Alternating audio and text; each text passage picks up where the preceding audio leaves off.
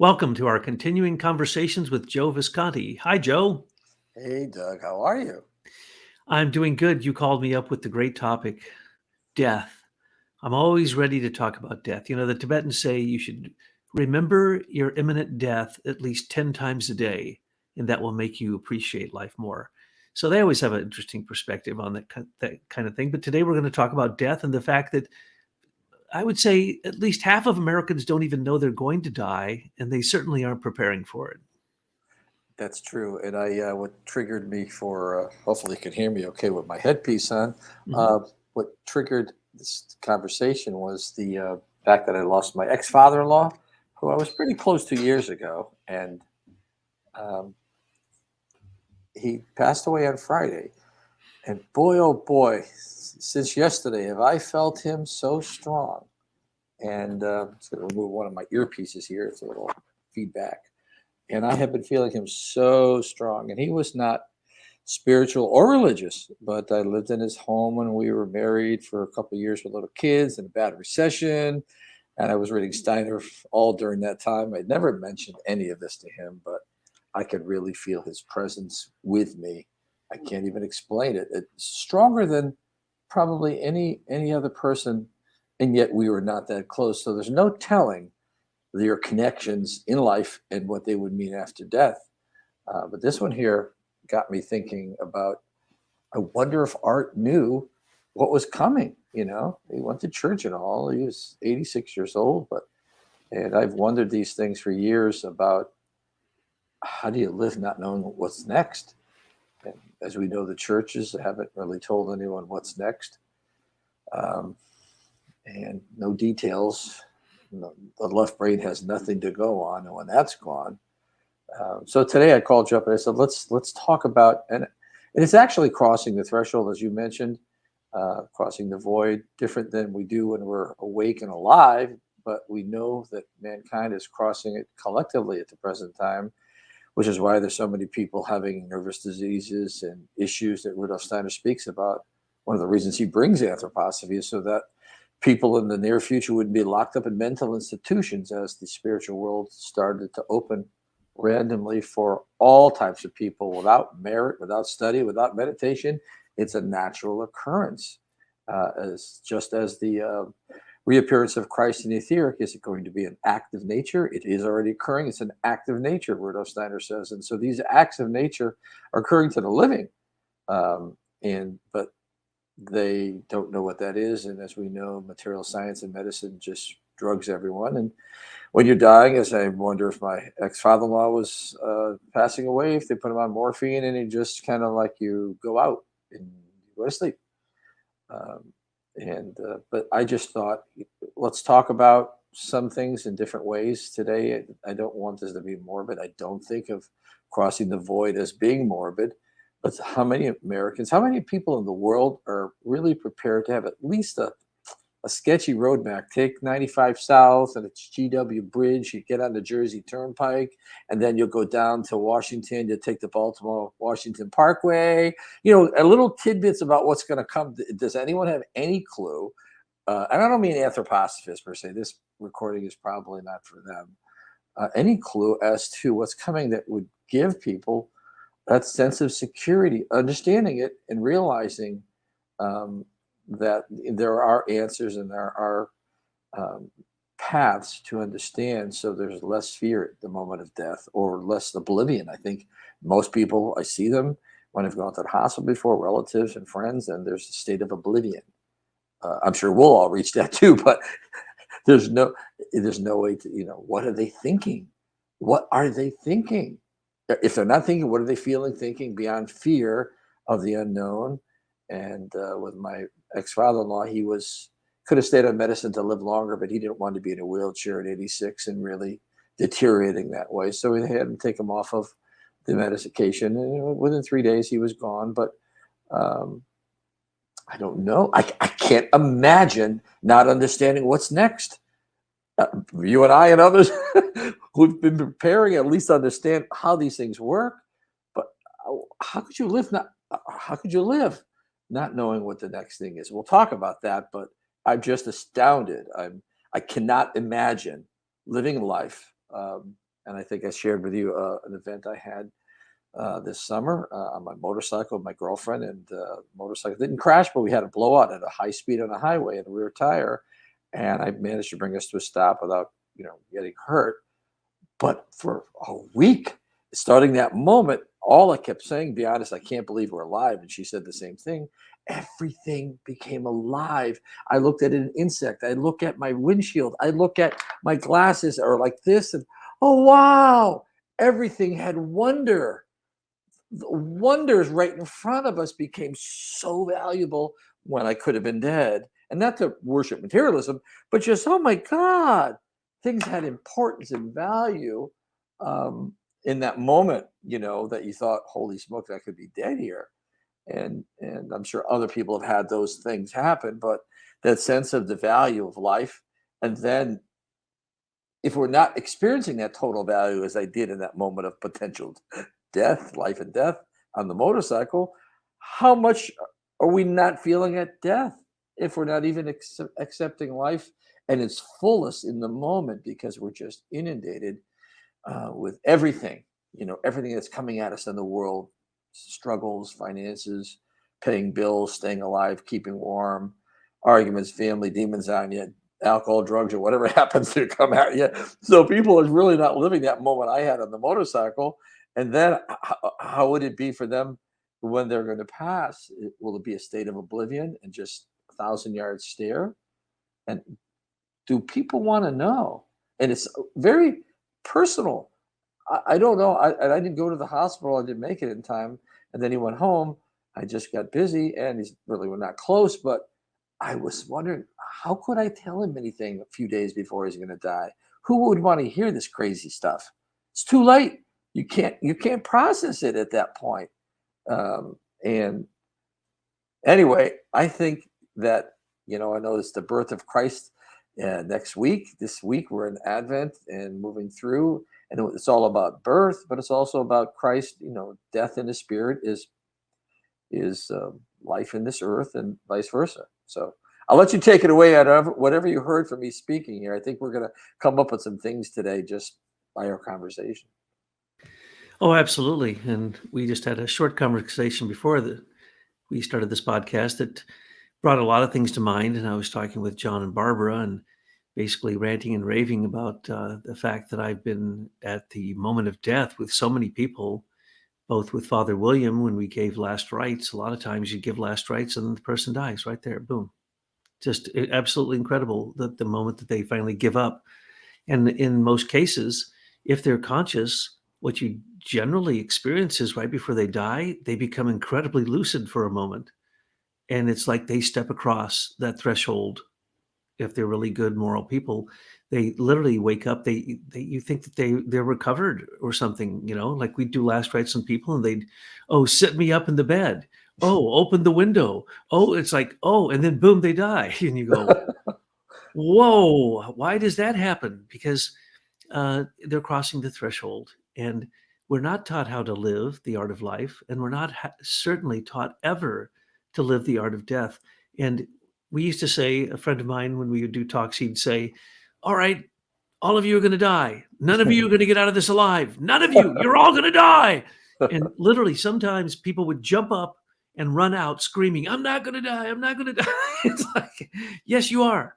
Sorry, but that's just real simple. And so when the Tibetans say, think about it 10 times a day, they're not kidding, because it brings to consciousness the appreciation for the precious human life. Yes. And that's what they call it, the precious human life. And that if you have the 10 blessings, then you should be just as happy as you could possibly be. You should be like you were ecstatically looking at simple things, just thinking about, oh, all the people who made this, that had to go into bringing this to me. I'm so thankful.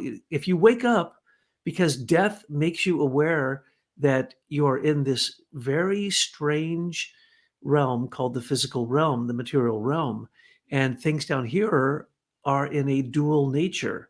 And that duality is birth and death above all other things. But what you have to remember is there's a third stage. So before there was a male trinity, there was a female trinity, the trinity of birth, death, and rebirth.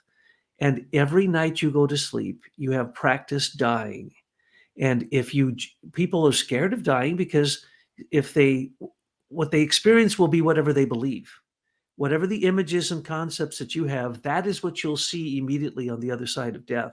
I can speak to this because I have worked in hospice. I've worked with a lot of people who are dying, and I could watch them as they went through this. And so I'm speaking from direct experience of my experience, not something I've read from a book. And there are ways to prepare for it. Steiner actually wrote a book called Life Between Death and Rebirth. And he says if you read this to people immediately after they die, now the way that he does it is he makes sure that they don't embalm them for 3 days. You actually just leave them alone and you lay them out on a table, you light some candles, and you read to them. In other words, it's like praying to them, but it's content. And what are you reading to them? You're saying to them the following: you are right now going through the first 3 days after death, which means you're going to see your life tableau played for you backwards. So you'll have a complete overview, a panoramic overview of going backwards in your life where you are no longer active, you are passive. You're not active in the spiritual world unless it's during sleep, dreams, meditation, because after you die, you get the consequences. You reap what you sowed. So you're not active. You don't get to control it. It is controlled by what you have done in this physical plane, because it's almost like letting up all the gravity that you assumed during your life, and it turns into levity, and you're watching it before your imaginal self. But it's deeper than that. It goes right into your intuition. So you don't get to play that back yourself. It's played back for you for 3 days. And it's called Kamaloka. And then you start to go through your life in reverse. And strangely enough, you only are going to relive in backwards order again what you dreamt at night when you were asleep. There are many people who have no dreams in their whole life. So when they die, they have nothing to look at. So when they're supposed to be going back over their life in 1/3 the time, let's say I live to be 90, then it'll take 30 years for me to relive my life backwards. And if you were with me in the last, say, 10 years or 9 years, then for 3 years, you're going to be experiencing me very closely because I will be reliving what I did to you. Yes. And you'll be reliving what that person did to you. So that's the way it works in your dreams. That's the way it works in reviewing the day, the Rakshao. That's the way it works after death. You are not active, you are passive. And so you go through the realms. And this can be spelled out in great detail, but what's the first thing everybody says?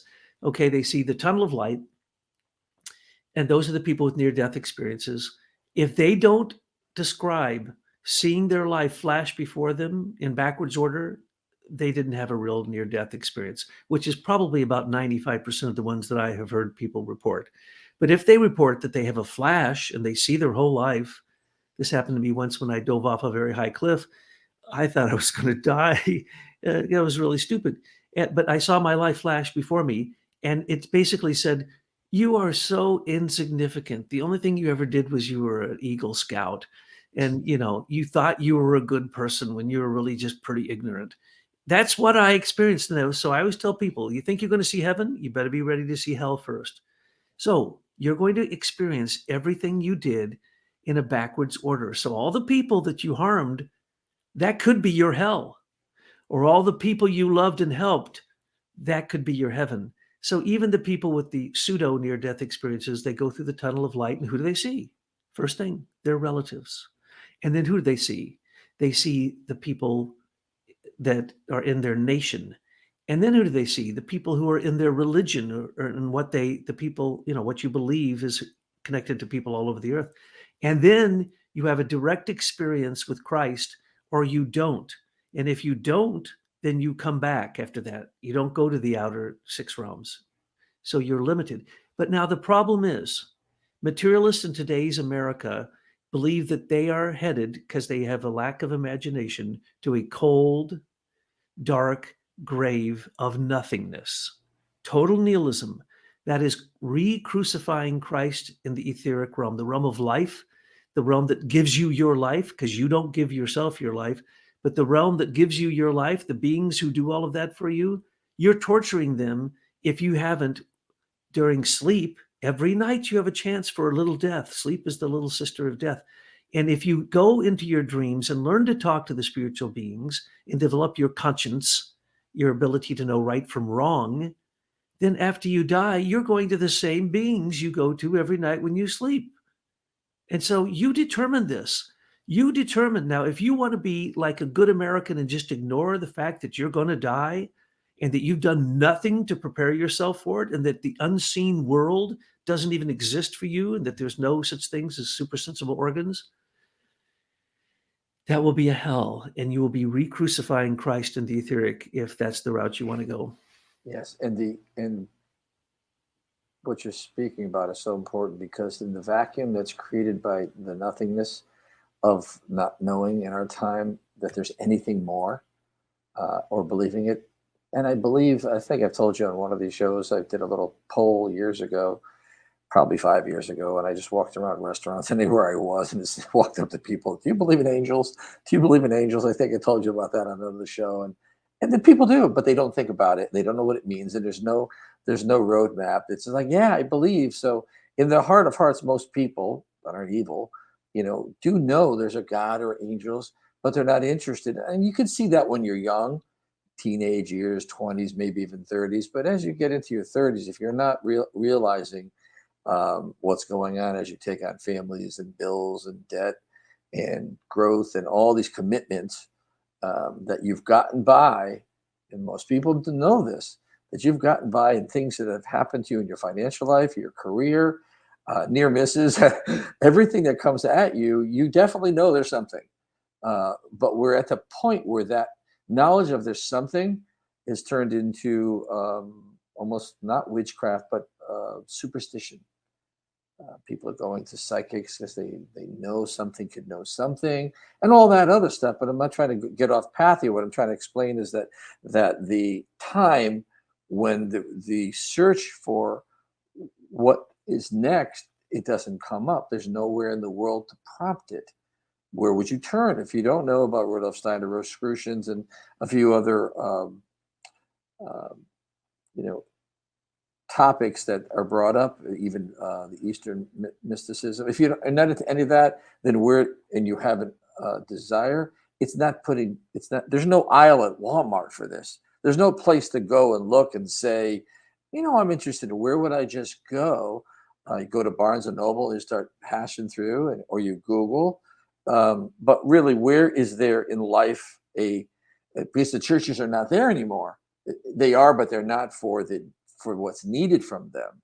And so the institutions and the brick and mortar don't exist anymore to bring us to the next level. It then becomes pushed aside by pleasure, by stress, by everything else. And we keep kicking the can about what's next. And why would this be important?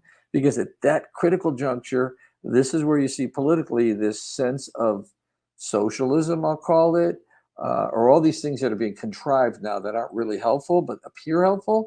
And you'll see people grabbing a hold of those, especially the youth now, because they do want to do something good. In the absence of anything true and right, they'll fill that void with something wrong. So, not facing death, not understanding what it's about, which means what is life about, and all the other existential questions. We're living in a time when we see a rapid everyone's signing up for socialism, for outer paths that can fill what they have in the consciousness soul epic have decided, and it's a decision, even if it's unconscious or semi-conscious, not to be interested in. It's easy to slide that little cup, the cup of destiny, the cup right there and move that way. So not looking for the spirit, and that's really what we're speaking about, not just death, the spiritual world, and addressing it. We're seeing so many disorders occurring in thinking and occurring across our globe, and they're exponentially growing because it is not just the refusal to accept that there's a divine world and there's something more, but the not to have the interest in it. And I go back to that in every program I do. Why am I interested? Why are you interested, Doug, listening at home or at work? People listening to this. Why are you all interested in this? And so many others aren't. And you know they are not, because they're not wearing it on their sleeve. They're not putting it out there, fighting back against these socialistic or other things that are happening. Wokeism. You can just go down the whole gamut of these things, and they're side effect issues that will take the place of doing a good deed or being helpful in place of really being conscious about, I'm alive. What does life mean? What does the cosmology of this world mean? And I'm going to leave it at some point. What does that mean? Never mind what did I do, good or bad. And so death really is that thing that brings it up, and yet it's pushed aside. And in our times, we're seeing so much death and an increase of death in the last 2 years. It's shocking. So it's a very good topic to address because people don't want to address it. It's the unaddressed 800-pound gorilla in the room. It will not be talked about at schools. And the only thing they'll talk about, only place that you'll hear it talked about is in your church. And even then, oh, it's really in the hands of the priest who can forgive you or can do this for you or intervene for you, or well, you have to pray to this saint or that saint. No, folks, it's right there. Every single night when you go to sleep, you have a chance to be your own judge. Let's take the Catholics. They believe that when you die, Saint Michael is there, and he's got a sword and he's got scales. And you know what that means.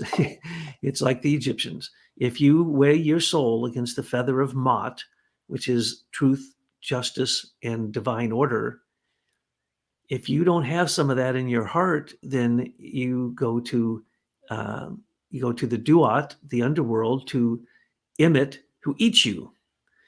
And with the Greeks, if you were, a great hero and you actually ended up having the balance scales on your side for morality, you were put into the stars. You were made immortal. But otherwise, you went into the underworld, not a happy place to go. So when you're discussing this with people, they don't know anything. If you ask them, ask a Catholic, what happens after you die? They couldn't even tell you what I just said, not to mention the fact that Christ is the Lord of karma. And so basically, Christ can mitigate your karma for you. The scale is rigged. Christ can put his finger on it for your side. And that's what he's there to do. And so there's a lot of things that can be forgiven that aren't going to be weighed out like in the Egyptian times. But the Egyptians were die-hard materialists. Steiner pointed out that many Americans would be reincarnated Egyptians who had failed their initiation.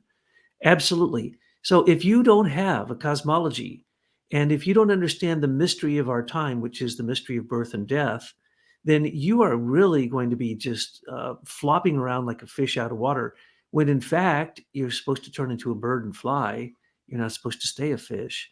And that's very easy to learn to do if you start now and make sure that you never go to sleep with a guilty conscience, ever. Ever, never. It doesn't matter Well, what you have to do to resolve that. Otherwise, when you go to sleep, you just made yourself more unconscious to the spiritual world by blotting out the acknowledgement of your sins of as with the Egyptians, it would be called truth, justice, and divine order, or the Ba, the Ka, and the Ak. Well, the Ak is for the spiritual people. If you don't have a cosmology, you're not going to be bringing back or have any substance to offer up on the scale to be balanced with divine cosmic order. And so it's really as simple as you're thinking, feeling, and willing. Every single night before you go to sleep, you need to practice going backwards. Because after you go into dream or after you die, it's all going to go backwards. And it will seem very strange to you, but that's what they're talking about.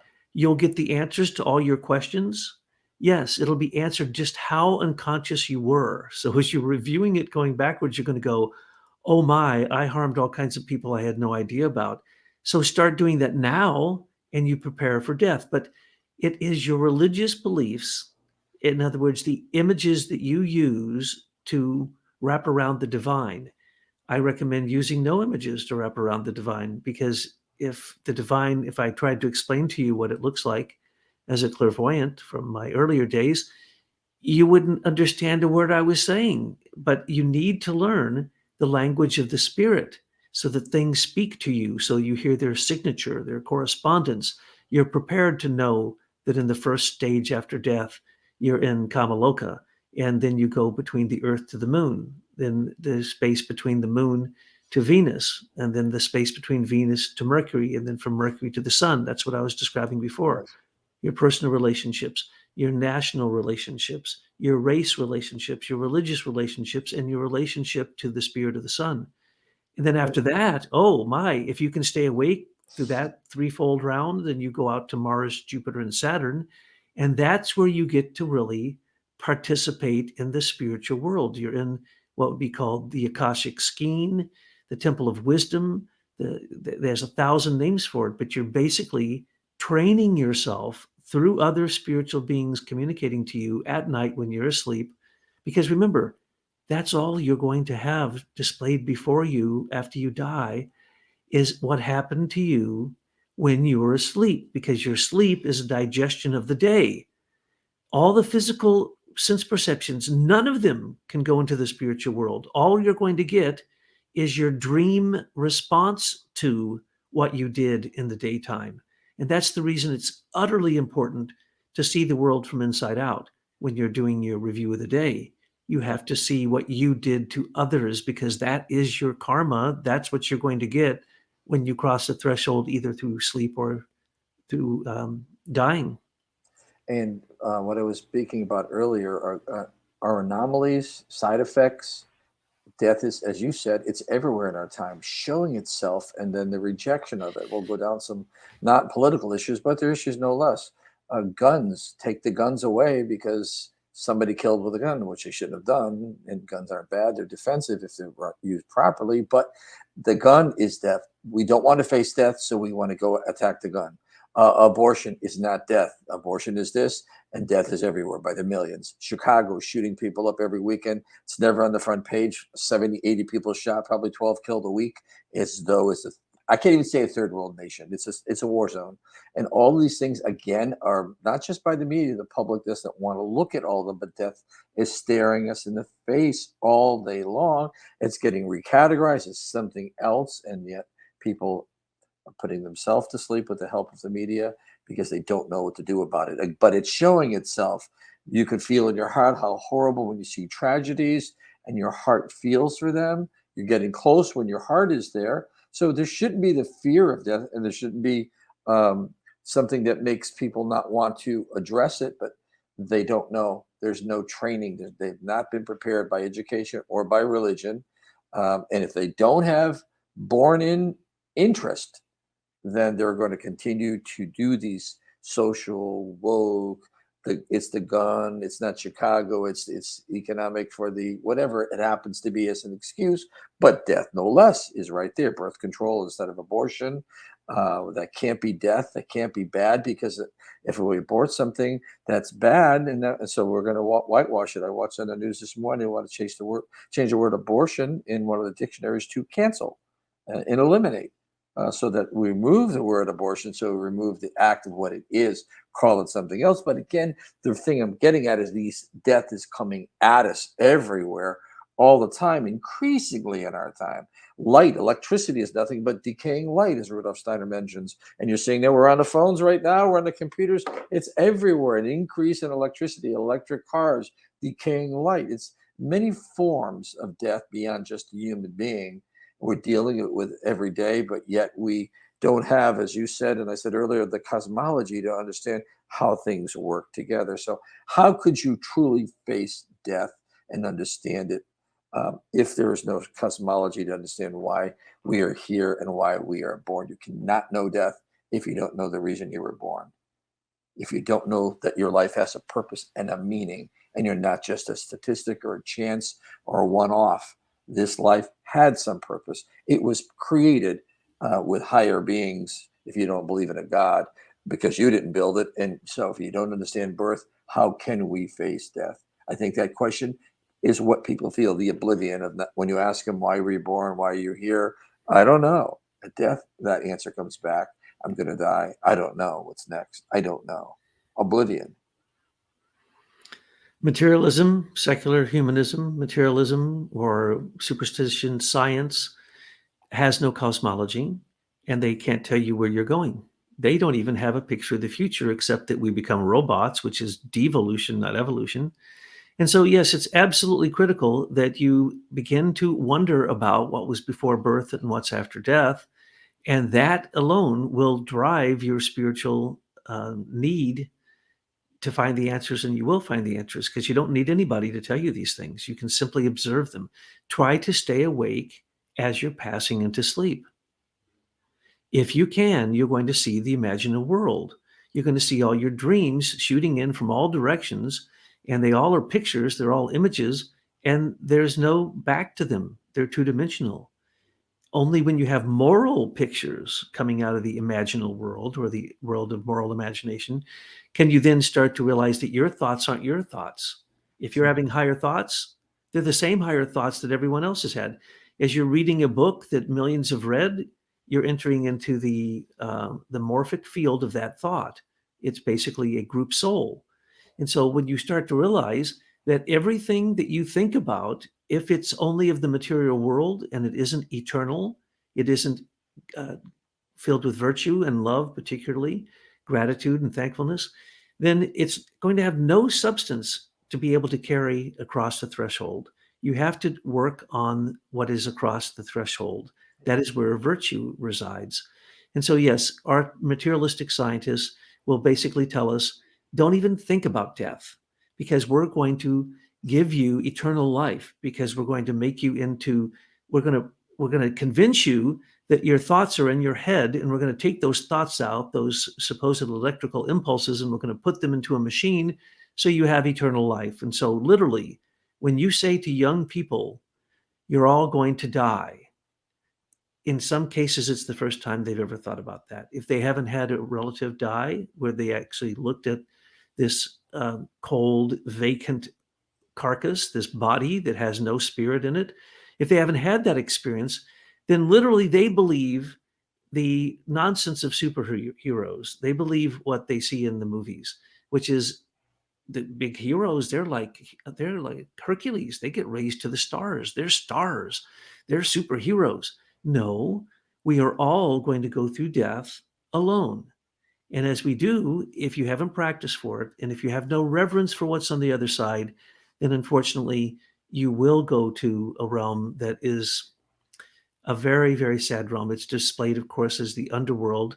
In the Greeks, they said it is better to be a pauper in the world of life than a king in the world of shades. Or with the Egyptians, they they believed that if they only got one chance, and if they didn't do well, they get eaten by this monster if they didn't bring morality across the threshold. What do the Christians believe? Oh, they believe some kind of a duality that if you by chance happen to meet the exact scale necessity of balance, you might go to heaven, or you might go to a place that's kind of like hell and you burn alive. Dante described that in the Inferno. You burn alive for a while and then you might get a chance to go to heaven. Or you might go to the eternal fire, the fire of second death, the lake of death, second death, and that's permanent hell. So somehow in one incarnation, according to the Christians, your scale, you better really watch that needle on the scale because you might go to heaven or you might go to hell. And you're not even sure why. They can't tell you what could get you there and what doesn't. But when you realize that you are a holographic 3D image of the cosmos, and that as we're incarnated, we are in a very limited three-dimensional plane, but there are dimensions beyond this. And when we're looking into the two-dimensional plane, we have control over it. Well, the fourth dimension has control over the third dimension, and that's the dimension of time.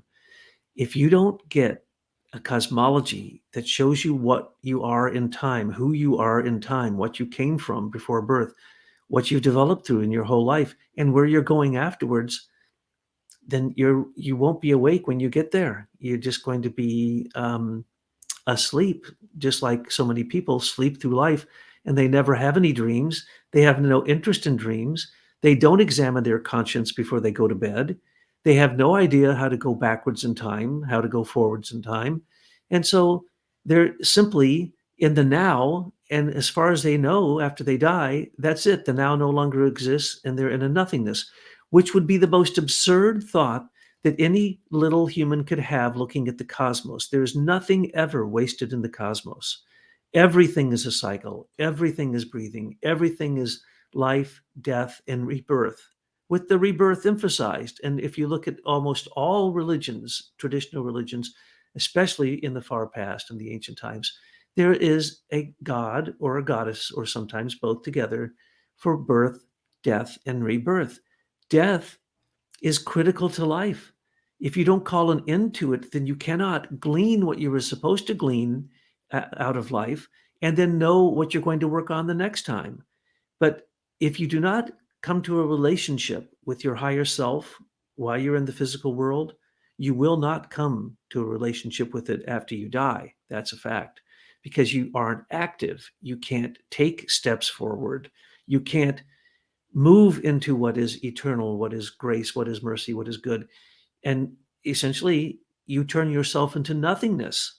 And this is the greatest crime that a human can do, is to deny the fact that you have a life after death and a life before birth. It's the greatest crime you can commit to your higher self, to Christ, to whatever God or goddesses you believe in.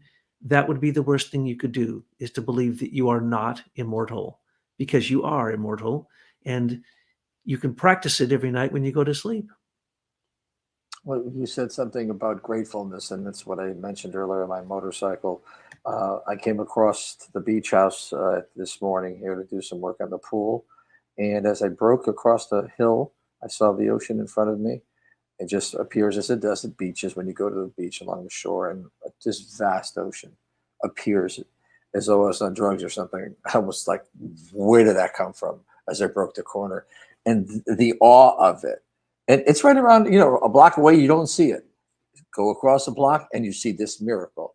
And yet we think there's a continuity, but there really isn't. And the same thing on my motorcycle. Oh my God. I cannot convey that gratefulness, which I think what Steiner speaks about with the dead is they want us to be, in one of his books on the dead, they want us to be grateful.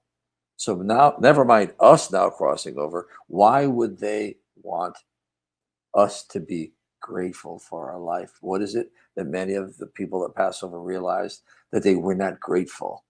And it's a word that's really not used anymore. I felt it when I thought I should be dead on a motorcycle, but it was grateful for the form and the function and the blessedness of the stuff, everything that was in front of me, and mostly material. It wasn't just the sky or leaves.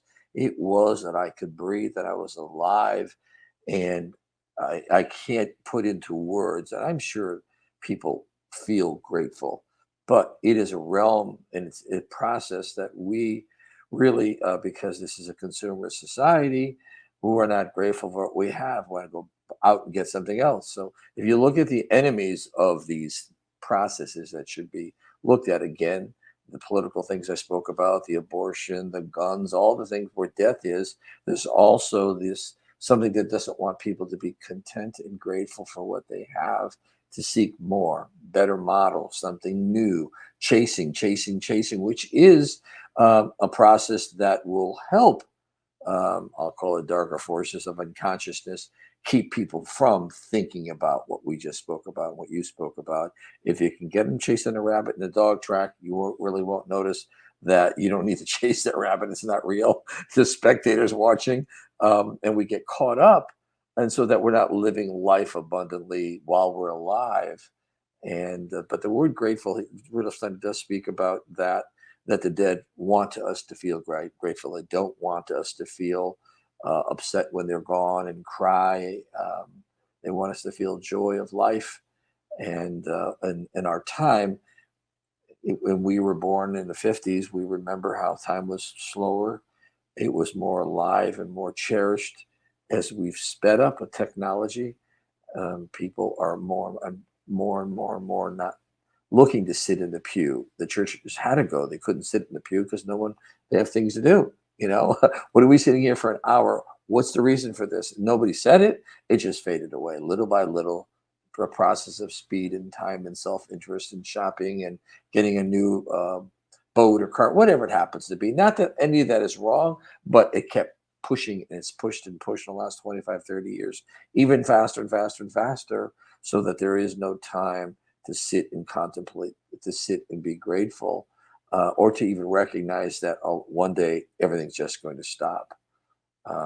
And so, when and how could anyone or all of us put anything in the minds of the public to make them, help them be interested in their life now, to live it? Because with death, the joy of what was coming, if it can be joyful, because of your life tasks and deeds, um, at what point I couldn't give it to my father-in-law a few days ago. It was too late. He most likely would never want to hear about it because I never spoke to him about these things that I'm into. So, what is the appropriate time? Is there ever an appropriate time, or is this just? It's a question for you, Doug. Or is this just, people will come to Christ, come to the spirit world, come to their future, and also their past? Will they be interested in this lifetime that we're in? That's the question. And with your grandfather, he chose to go out peacefully. Most people go out grasping. They go out thinking that they still shouldn't die. They're still grasping in their last seconds, and you're like, well, why are you grasping? You should be looking towards the other direction and letting go. And I can't tell you how many people, my dear friend, I won't say his name, but a few weeks before he died, we're sitting there and I'm saying, you haven't written a will. I have asked you 1,000 times to write a will. And he looks up at me and he goes, I'm not going to die, am I? Well, he'd had like 3 congestive heart attacks. He'd just come out of the hospital. Yes, he was going to die very soon. And he had no idea that he was going to die. He was, he'd gone back into a very childlike mentality in the mind. But this happens all the time that people, they can't let go. And then because people are so desperate and they have no connection with the spiritual world, they have no communion, no communication. If you're having communications with the spiritual world, let me tell you what it's like. I was born clairvoyant, clairaudient, clairsentient, and the only thing I wanted to do when I was young was die. I didn't want to be alive. These are a bunch of people who say one thing, think something else, and do something else. There's lies everywhere. Every time they turned on the television, it was some kind of grotesque something or another that made me want to vomit. The world was filled with illness and pain and suffering, and it's like, why would I want to be here? I don't want to be here. So literally, until I finally had my first child, I had a terrible death wish, and I was a thrill seeker, hoping that I would make a mistake, honestly, and that I'd go out in an honest way. I'm not going to kill myself, but I was climbed mountains and did all parachuting and scuba diving. It's okay. Every time I went into there, I thought, fine, I could die. Good, that's good, that's good. But that is a totally different point of view than we have. That's because I could see, I could hear, I could feel that spiritual world spoke. There was a language that they spoke. I was learning the language, knew the language. But if you have none of that, then why would you want to go to the other side? I think Rilke says something to the effect that all these spirits are waiting on the other side to see what this new spirit will be born like. In other words, we're a baby when we die. Nobody could love us any more than the spiritual world at the moment of our death, except maybe at the moment of our birth, though they know we're going into the vale of tears, into suffering, so they probably feel sorry for us, probably shed a tear. But when we die, are you kidding? That is the ultimate page of your biography until you die. And that's the reason no one should commit suicide, because you just don't know. I'm going to tell you a little something here about death, because I was on the MRI table. I told them that I had this condition that would make me black out and my heart stop, but they still put me in the machine. And then the next thing I know, they're pulling me out and someone has just jabbed a big needle in my heart, an epinephrine shot, and brought me back to life, right? So that was the one time I died. Did I see the tunnel of light? It's kind of like a tunnel of light. It's more like a flash. And did I see my ancestors and all my friends and relatives? No. I went to this little room and they said, hang on here. We're sending you back. So there was no big deal whatsoever. So all these people have these traumatic experiences because they died. Well, that And then I died another time because they were giving me therapy in ice water. Same thing. I told them, hey, if you don't watch me, man, I'm going to sink down into this and drown. They didn't watch me. I sunk down. I drowned. They had to pull me out, get the water out again, start my heart, blah, blah, blah. What happened? Same thing. I went to this little room, real nice place, nice people. They said, we're going to hang out here a while. You want anything to eat, drink, you want to have, basically, spiritual refreshment. It's like, no, I'm good. I'll just wait around a while. And so it came back again. Then numerous other times that I wasn't under medical care at that moment, I've had not near death experiences. My heart stopped uh, multiple times. And what happens then? Well, it depends. By then, I'd had children and I didn't want to die. So I actually brought myself back, right? Multiple times. And then I had to get certain types of medicines and therapies and blah, blah, blah, blah, blah. And it was very common with apnea that your heart stops, right? My heart would stop a lot. But what does that do to you? It makes you so appreciative. Then I got a couple heart attacks and got put in dialysis, which is basically walking death. And then one day I decided to be completely positive, and a week later I was off dialysis and my heart condition had stopped being a problem. So throughout all my life, I wanted to die, and I had conditions that were horrible, horrible health problems. And now those are gone, and I don't want to die because I have a 19-year-old daughter who's still going through college. So I actually want to be down here. So it's kind of the opposite for me as it would be for other people. What should happen is the older you get, the more interested you should get in two things: little babies and death. And you should be absolutely hanging out at a hospice with other people who are dying, especially if you're slated to die, because you will be the joy in their life because you're still alive and they're closer to death than you are. And in my experience, I've only known a few people who really were ready to die. Almost all the other people, after, unless they go into that condition I talked about, which is about 50% of the people, they all of a sudden wake up, put one foot in the spiritual world and say, well, that's not so bad. There's some nice warm water and it's lovely flowing light and it's pretty cool. Matter of fact, they usually ask for more light. I think Goethe said that, to open the shutters more, or other great thinkers ask for more light in that exact moment where they were dying. They woke up, they had this total lucidity. They ask for more light. They don't say profound stuff. They just ask for more light. And then they might say something like, oh, here they come. Or like they see something. And then you look at them and they're looking at something far away. And that's the last thing they see, and their eyes stay just like that. So, death is a wonderful thing. It's terrible when it's tragic. And right now we're in a tragic, tragic time. It's terrible when it's for young people. But for old people, like the Hunses and the people in the Gilgit Valley, when they were 125 years old, they weren't even sick, but they would go off to the dying grounds and they would stay there and starve themselves to death when they were 125 years old. This was the standard thing for that people. So everywhere you go, the different cultural mores determine what we think about death. Death should actually be a very close friend. It's like the Buddhists say, if you find someone that you hate, make them your best friend. Well, if you hate death and if you're afraid of death, same thing with people that you're afraid of, make them your best friend. You need to make death your best friend. And every single night, practice for your death as you're going to sleep. Yeah, I was talking to a friend of mine coming down this morning, and I said, "Do you ever have a feeling when you're sleeping and your arm falls asleep? You slept on it wrong. Your whole arm falls asleep. Now, of course, it's not dead, but when you pick it up and it's like a piece of meat, of course, it's still there's not rigor mortis, so you're not totally dead, but you feel it as though it's somebody else's, and it's not even yours. And just imagine for everyone out there, your whole being like that, as though it's really not yours. And Rudolf Steiner speaks about we're supposed to carry our body around as though it's external, as though it's the cross or it's something other, and we're in it.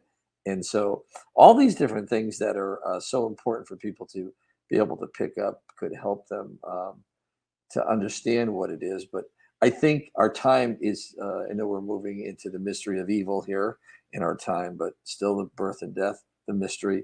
It's so important for right now for the world to grab in this time frame, we're really at the beginning of the age of light. We're 100 years into this thing, um, and so little is being done on the level of understanding death, life, occult, the hidden, the mysteries, which the church would call mysteries, and why people and the young really need to be brought into it. I don't know if it's going to the churches will completely collapse, and there will be no more Sunday school and what's coming in the future. But this faith versus vision from the Catholics or even religions is what we're speaking about. Because to understand, to be interested in what's next, you'd have to have the ability to go beyond your own religion. It's not going to give you the information to seek it out, um, and to be clear, because what we're saying here in this show is, do you want to understand, which means to see, or do you just want to have faith? You can close your eyes, it'll be okay, and it's better I don't face that now. And these decisions are being made not even in the blink of an eye. People do it all day long, and different times of your life. For me, it's always been something important immediately, not morbid. And that's the other thing. The word death always sounds like the Grim Reaper and Criminal Minds and killing. And there's been another. Death is getting a bad. It's getting a bad rap by so much of the evil that's in our time, that it seems like I don't want to die because I don't want to be tortured like in Trunk of Criminal Minds somewhere out in the woods, beaten over the head with a shovel. So they made death so gruesome. Again, these are the anomalies I was speaking about earlier. Abortion, no, that's not death. Chicago, shoot 'em up, killing 20 people a weekend. Guns, Sandy Hook, all these other things. And then you have the gruesomeness that you find in the macabre in theater or in film.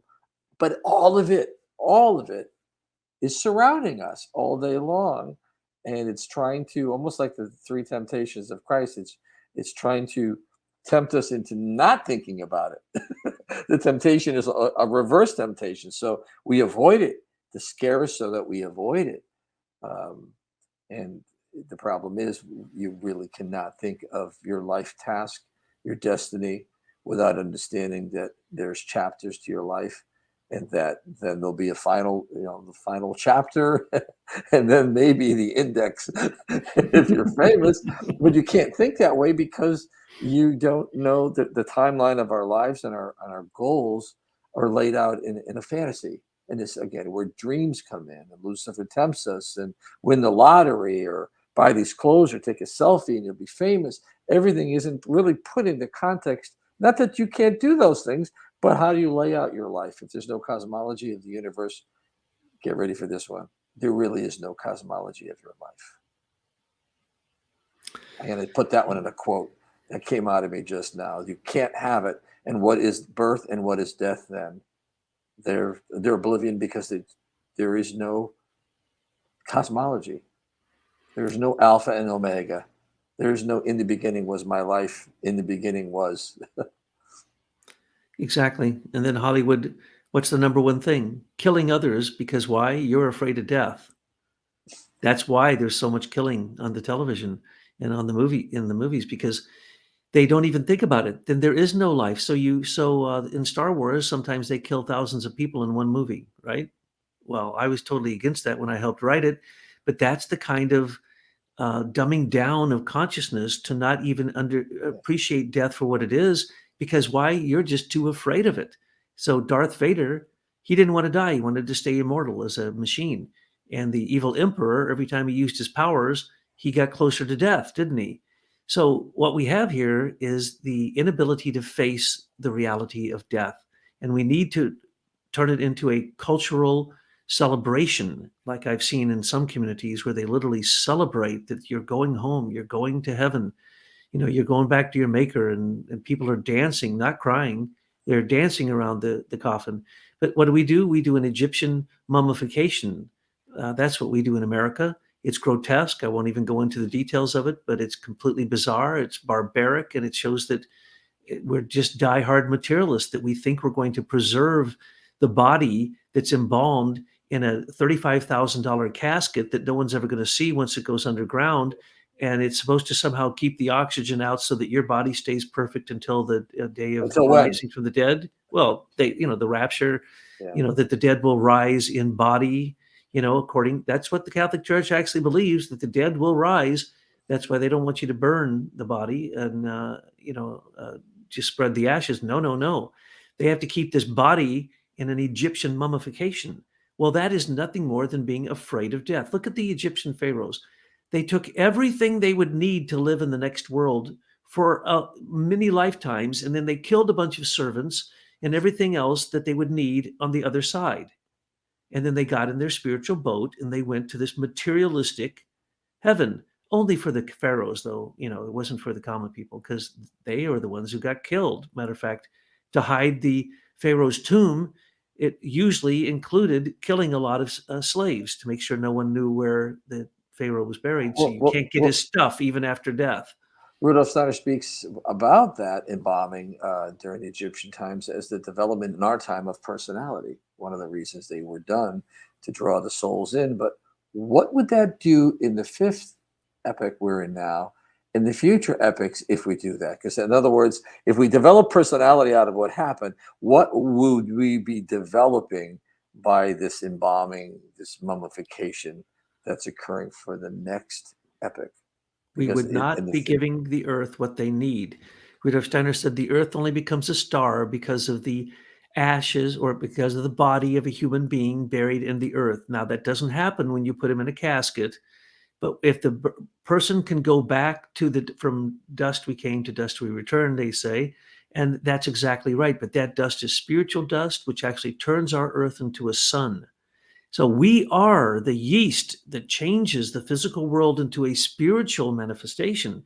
And that's the part that people forget. If they knew that, they would joyously embrace death when it came at the appropriate time. Not that you would, be like the Cathars who, killed themselves they'd cut their wrists in a cold stream so that they could hallucinate into heaven as and they were so dying. we have the casket in our epic, which will mummify the earth rather than transform the earth. As they Precisely. do to the body, they want to do to the planet. Yes, the eighth sphere, it's called, the unredeemable aspects of the physical, which will have its own moon around the next incarnation of the Earth called Jupiter, which will have a good moon, a very evil moon, and the eighth sphere, the things that weren't able to be digested and carried over from one Manvantara to another. But that gets pretty deep. The point is that you if you can't expand out beyond the moon, because you haven't contacted the higher beings of not being a racist, the higher beings of going beyond your own race, beyond your own religion, beyond your own family, beyond the world, beyond the globe. If you don't rise up to that, then you have nothing to give back to those realms when you're going through them in reverse order after you die. And once you reach Saturn, most people aren't conscious by then, but let's say you do, you're an initiate, then you stand in the rings of Saturn, you look out to the stars, you understand who you are, you turn around and you come back and you gather in those realms what it is that you deposited there as your moral offerings during your life. You again don't get to create your body. You still don't have willpower. You are subject to the forces of the cosmos. And as you're coming back to those realms, you create your next body for your next incarnation. So we are really subject to the ebb and flow, the tides of the spiritual world after death, but we are not subject to them simply during sleep. Because if you can be your own judge, you can be Anubis, you can be Saint Michael, you can be Christ, you can mitigate your sins, you can forgive those who have sinned against you, and you can forgive them with the same power uh, that you've been forgiven by God yourself. So if you understand these things and you do this every single night, then in the next morning, if there's something guilty in your conscience, you will be told to go correct it. That's how you'll know if this is working. You don't have to have dreams. You just have to wake up with moral impulses and the courage to carry out those moral impulses, which always involve wisdom and love. That's that's so true. And so fear of death or not being interested in death or even thinking about it is changing the course of your life and your future life. So if we can look at it completely different for years, and that's what I really look at. I think that the children, the youth, young people, people in their 20s, 30s, 40s, a new appreciation of the process of where they're going to go makes their life value and their careers and the things that they are driven to want to do in the world much more valuable. They can become much more grateful for all the help they've been given. But without that next step, and that next step that needs to be there, it's the period at the end of the sentence, and then you go on to the next chapter.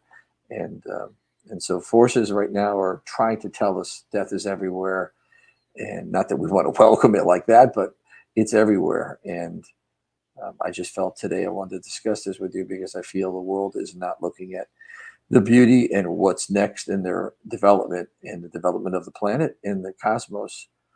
Without a cosmology of the world, we cannot have a cosmology of our own life. Joe Visconti, I said it, came through the spirit. God bless you. Amen. And you're so right. The moral art of life should teach us to cherish death. So thanks for bringing this question to us today, Joe. You're always the question man. You always got the good question. That it's good meat to chew on. So thank you so very much for your time and for pointing us in the direction that we should all be looking at birth and death. Thank you for having me.